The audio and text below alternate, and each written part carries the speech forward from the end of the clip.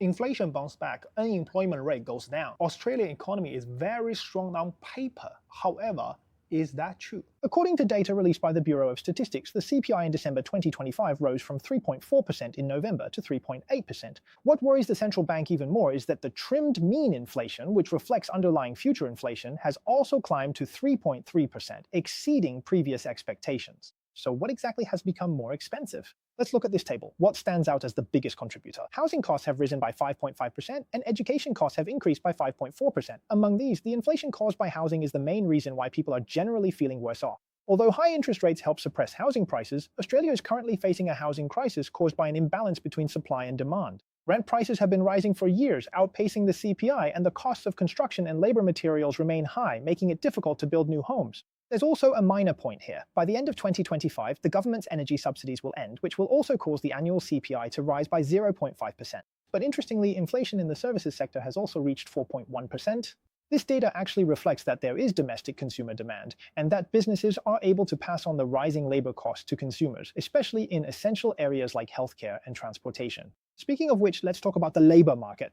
Surprisingly, Australia's unemployment rate has dropped to 4.1%. On the surface, this indicator seems to symbolize economic prosperity, but if we dig deeper into the reasons behind it, you'll find a very different answer. Let's look at this table. The unemployment rate has gone down, but pay attention, there's something called the underemployment rate, and it has decreased by 0.5%. What does it mean when the underemployment rate decreases? In plain terms, it means that people who originally didn't need to work, those considered underemployed, are now entering the workforce.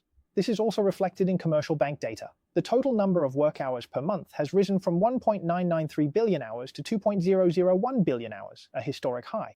People who used to stay at home and not work are now coming out to work, so the total number of work hours is increasing. From a macro perspective, it looks like the economy is getting better and better, but for each individual it means our leisure time is decreasing. We have to work more and earn more to cope with rising living costs. Moreover, the job market is not fair. Private sectors such as manufacturing or retail have already started to see a decline and slowdown in job openings. However, government sectors such as healthcare, education and NDIS are still hiring strongly.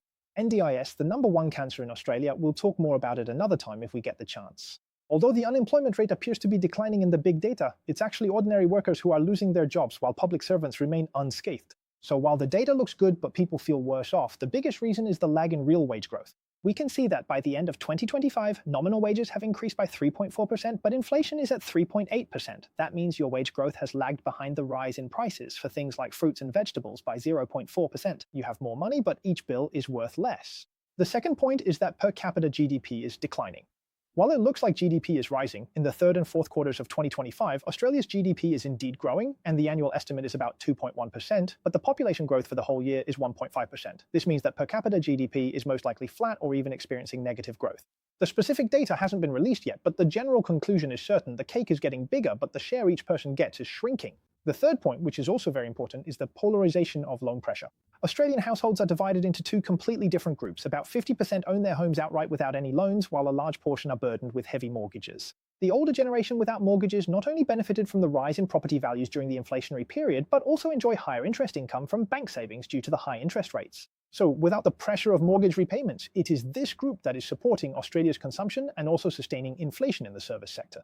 In contrast, young people with mortgages generally face monthly repayments ranging from over $1,000 to $3,000. This extreme pressure falls on a small portion of people, creating conflicts between those with and without loans. Therefore, the excessive spending by people without loans actually masks the suffering of those with loans in the data. Let's look at this table. Essential goods have increased by 1.4%, while non-essential products have dropped by 1.5% due to seasonal discounts.